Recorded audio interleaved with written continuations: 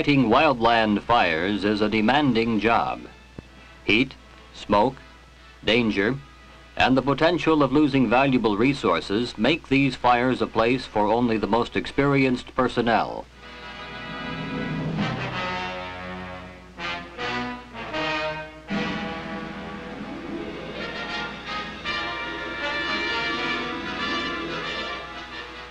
If forest fire fighting is to be effective, fire bosses and their staff officers must thoroughly understand their jobs and responsibilities. This means there is a vital need for training and experience opportunities. High costs and hazards impose serious limitations on training men during a going fire. This is the problem of Ranger Bill Collins, who is talking by radio to his assistant, Steve Carson. Steve is a capable young man, but inexperienced. Bill and his dispatcher, Jake Palmer, can detect that Steve is in trouble on the fire line. Once again, it's the same old problem. Isn't there some way we can realistically prepare our men for firefighting where mistakes won't be so costly? This is the problem that motivated development of the Fire Control Simulator. The simulator has opened a completely new approach to fire suppression and tactical training. A primary use is to develop skills in decision-making.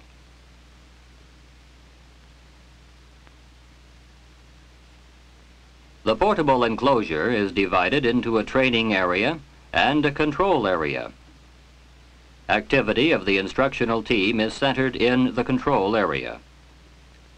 The team carefully programs the training situation to fit local variations and objectives. In charge of the exercise is the umpire director. This is the man who must judge the work of the trainees. He directs the simulator operator to indicate success or failure in relation to the decisions made by the trainees. The umpire director can also develop new situations by coaching role players.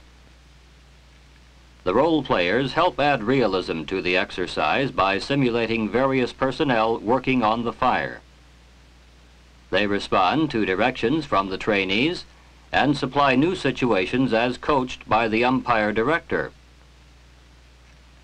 Also located in the control area is the dispatcher.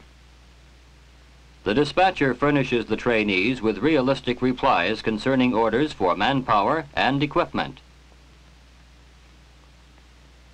The simulator operator is located directly above the umpire director. It is his responsibility to portray realistic fire behavior. The projected image on the screen indicates the umpire director's judgment of success or failure of actions taken by trainees. Several projectors are used to display the fire situation. One projector provides the basic forest or wildland scene representative of the area for which the training is programmed. Other projectors are used to simulate flames and smoke. Scraping carbon from an opaque sheet allows light patterns to be projected.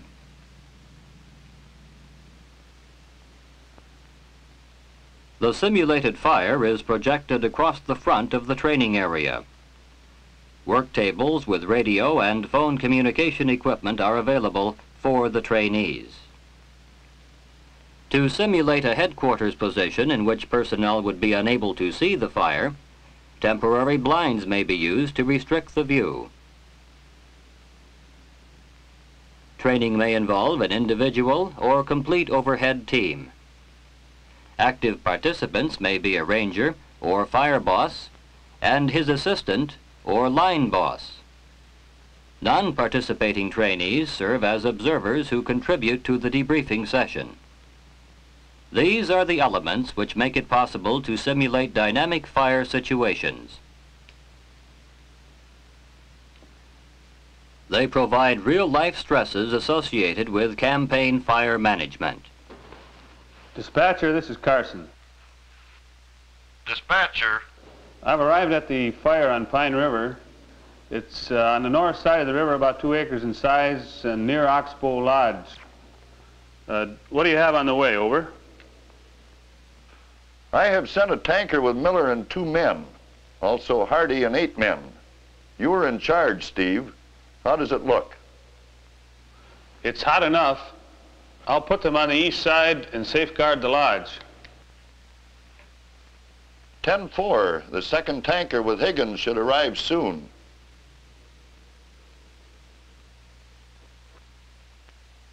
Steve, this is the dispatcher again. What else do you need? That should do it. Carson, clear.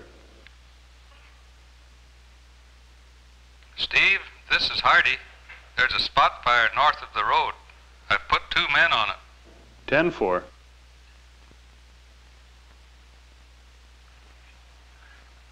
Carson, this is Higgins. Higgins, this is Carson. Where are you and how many men do you have with you? Tell him you've got a 200-gallon tanker. We're at Oxbow Lodge. Have 2 men and 200-gallon tanker. There's a lot of smoke north of the road. Take your men and tanker.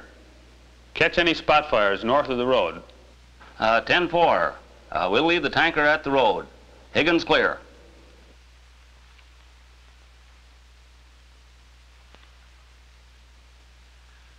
Dispatcher, this is Carson.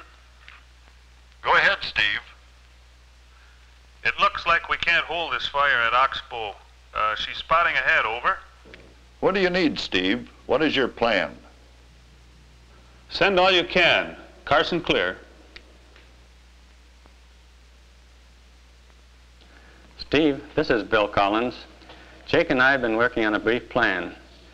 You'll be the line boss as I take over. The fire headquarters has been established at the Pine River Bridge, just southwest of the fire.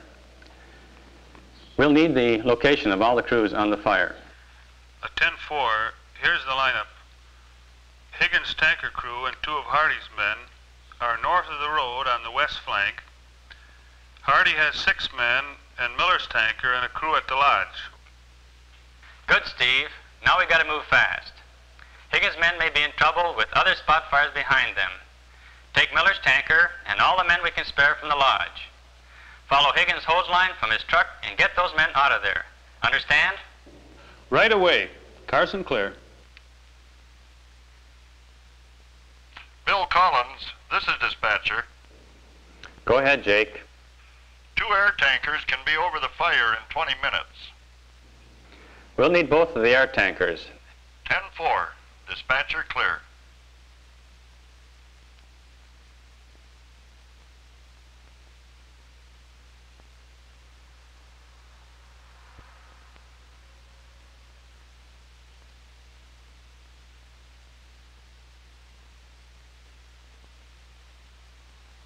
Fire boss, this is Dunbar. Dunbar, this is Ranger Bill Collins, fire boss. Do you have a crew? Where are you? Yes, I've 12 good men from the mill. A D6 dozer just pulled in here too. We're at the road junction on west side of fire. Stand by there and hold the dozer. The line boss will give you a call. Collins, clear.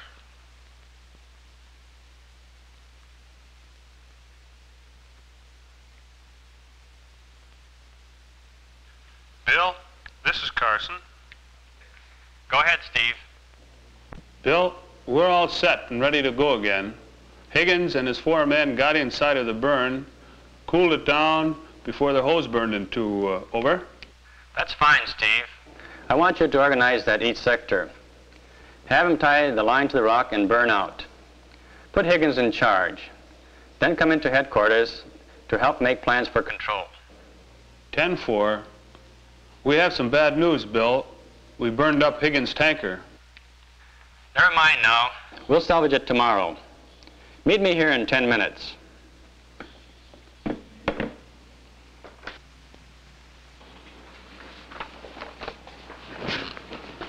Bill, we could move Dunbar's 12 men and his dozer up the northwest flank to the log landing, and then build dozer line to the rock bluff, burn out, and have the air tankers cool the head. That sure sounds good to me, Steve. Let's put them to work, but keep me posted. We have a lot more help on the way.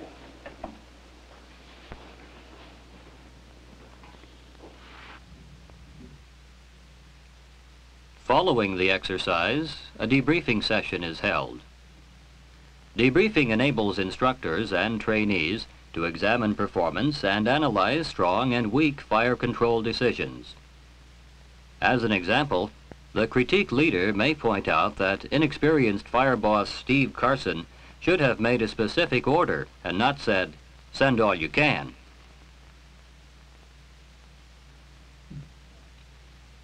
In forest fire control, both training and experience are essential. Fighting simulated fires provides a new dimension which helps to fill the gap between classroom instruction and wildland fire experience.